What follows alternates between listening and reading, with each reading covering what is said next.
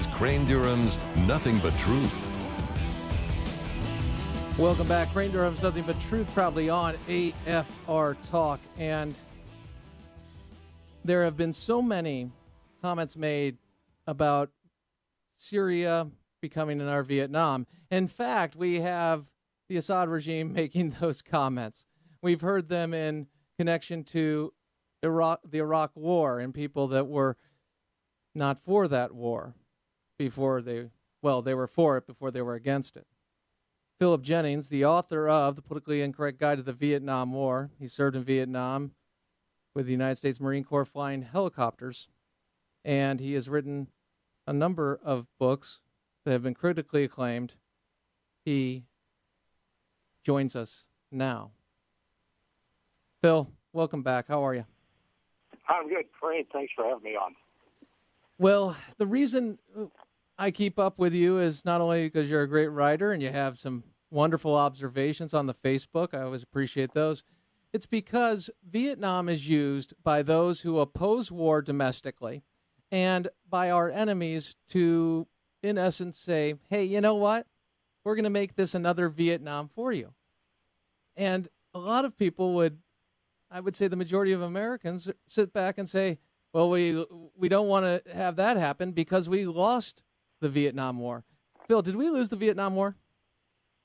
Well, of course we did lose the war. I mean, we 2 years after we left, when we had a chance to beat the communists finally, we simply forfeited the war.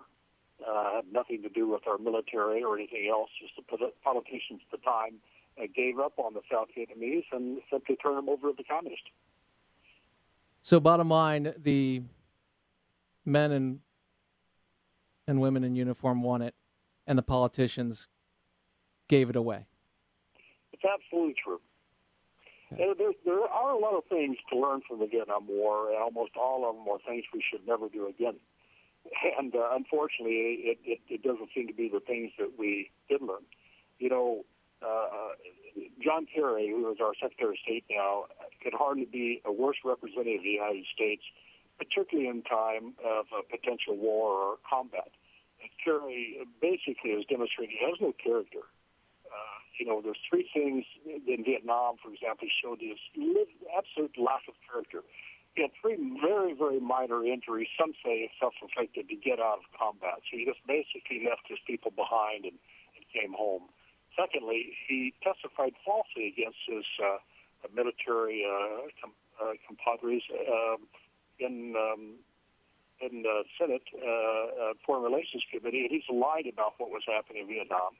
And the third thing, he actually conferred with the enemy in Paris when we had troops fighting and were dying. He has no character and he has no sense of shame.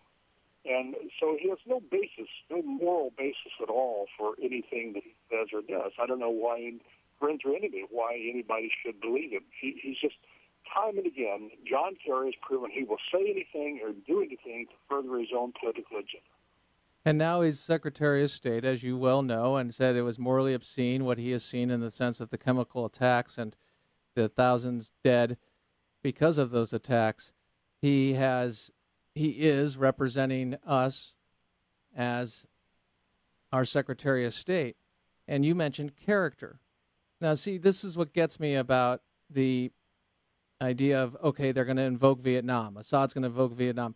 President Obama has opposed the surge and also mentioned Vietnam as well in relating foreign policy and what to do. He's spoken to ending wars. Are wars ended or are they won or lost? Well, Obama is just has an abysmal knowledge of history.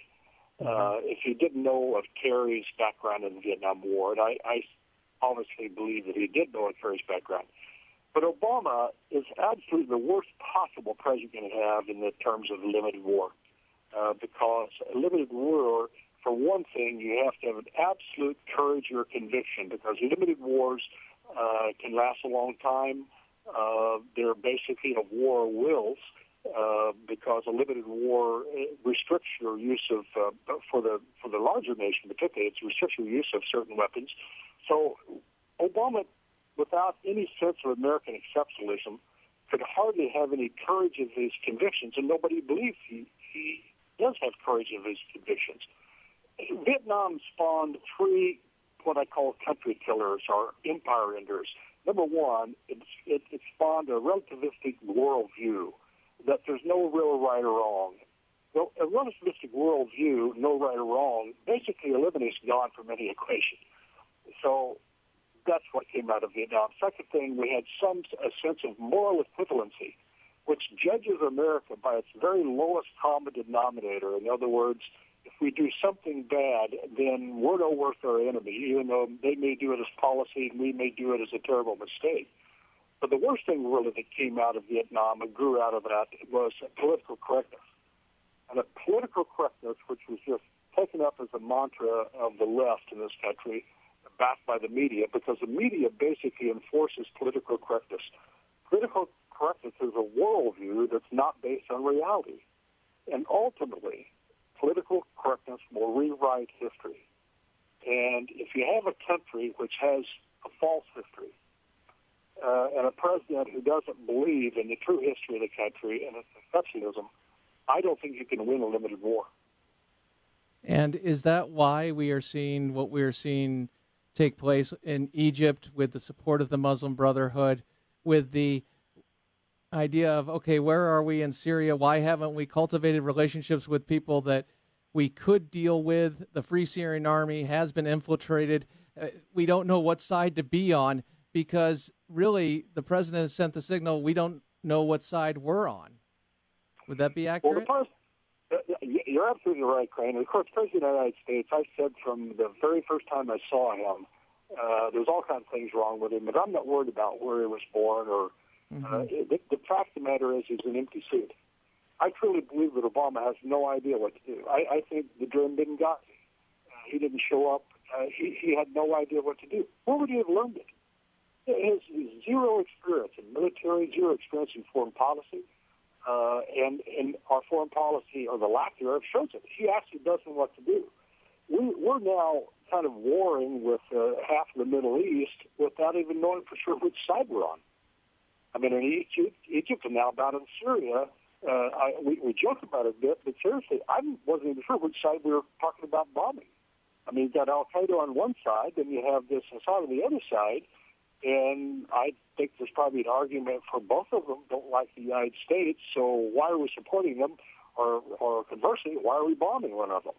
I mean, it is truly beyond belief that the United States of America has got itself to a position this time in history where we have no foreign policy, no courage of our convictions, if we have any convictions, and it's just a very, very dangerous time. And I think it's because Obama is totally inept, really doesn't know what to do in these situations.